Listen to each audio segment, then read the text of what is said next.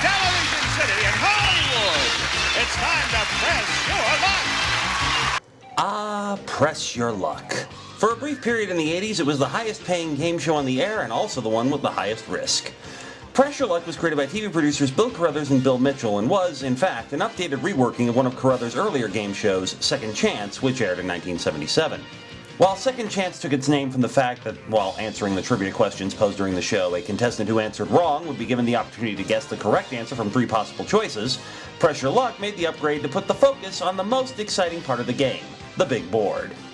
Gameplay was pretty simple. Round 1 features the 3 contestants answering some of the easiest trivia questions in the world. What fraction of all the money we spend at fast food restaurants goes for hamburgers? According to etiquette, quoted in the New Woman's Guide to Getting Married, at what time does evening begin? Baccarat, Lalique, Tiffany, and Steuben are, Dave? Types of glass. Are all famous for making objects out of what? When the question is originally posed, a contestant can buzz in with an answer. That answer then becomes one of the 3 multiple choice answers the other 2 contestants can choose from. A correct buzz-in answer earns the player 3 spins on the big board, while a correct multiple choice answer nets a player 1 spin. After 4 questions, the game moves to the big board where the players use their spins to win cash and prizes. Then it's back for 4 more questions and back to the final big board round where the values of everything has increased. There's a bunch of different values, but there are 2 spaces that people who haven't even seen this show know about. The first is Big Bucks. A player who stops on Big Bucks immediately jumps across the board to the highest value space, usually about $2,000 in round 1 and $5,000 plus an extra spin in round 2. But on the complete opposite end of the spectrum is the space that sealed Press Your Luck's place in pop culture history. Stop! Stop! At the end. Stop it all! No whammies, all the money, stop! Stop! Yes, the Whammy, an animated abomination who lives to steal everything the player has amassed so far, and even worse, if you accumulate 4 whammies, you're out of the game for good. As insurance, a player can choose after a spin to pass the remaining spins to the opponent with the highest amount of money. Past spins must be played unless the player hits a whammy. Then the past spins move into the earned column, and play proceeds as normal. Added to this, each of the 18 spaces on the big board constantly change while various spaces illuminate in seemingly random patterns. So landing on big bucks or a whammy is purely a matter of luck, right? Well, most people thought so until June 8, 1984, when against all odds, one man managed to make television history by winning the most money not only in the history of Press Your Luck, but in the history of game shows to that point. Michael Larson was an unemployed man who managed to do what CBS and the producers of Press Your Luck thought was impossible. He cracked the big board. According to the Game Show Network-produced documentary Big Bucks, The Press Your Luck Scandal, Larson, a guy who pretty much was interested in making a ton of money really fast, started watching Press Your Luck and figured there had to be a way to land on whatever space you wanted. And after months of studying recorded episodes, Larson finally managed to crack the pattern. Well, the first thing that he did is he numbered off the tiles. So that's what we've done here for you, is numbered tiles 1 through 18 clockwise. Right. From there, he realized that the light surrounding each tile came on in a pattern. Then, he also discovered that tiles number 4 and number 8 never had a whammy in them. So this and this never had a whammy. Which is where he won all his money.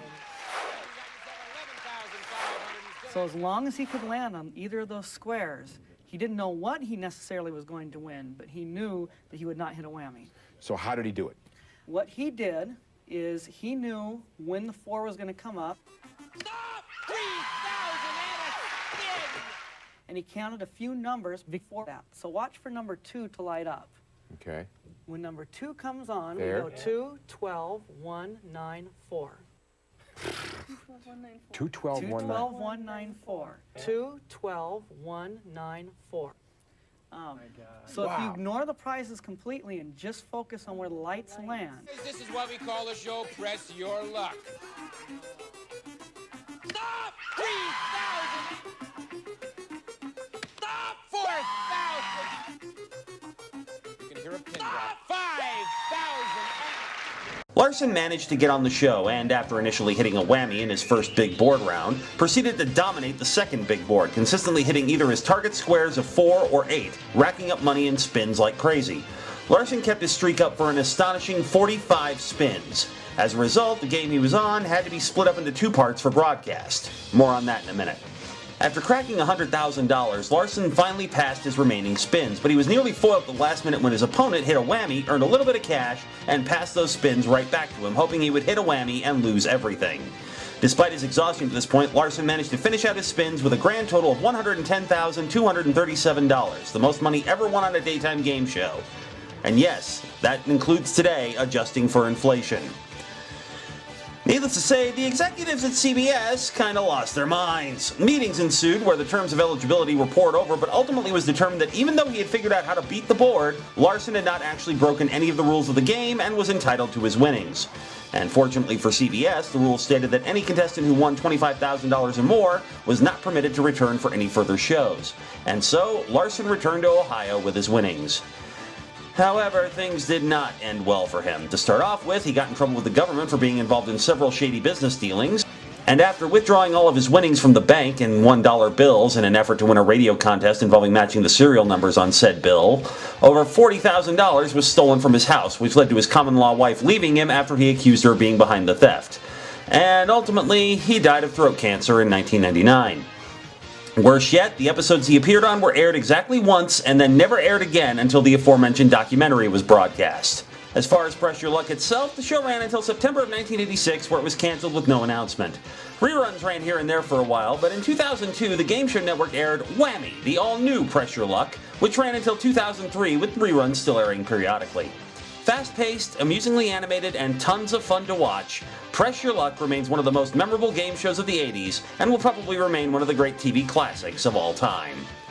I'm Aaron Mills. Join me again next week for another edition of Saturd80s. Until next time, this is Peter Tamarkin wishing all of you a safe and sane 4th of July. This ought to do it. Well, Oh, no. maybe just safe. Bye-bye.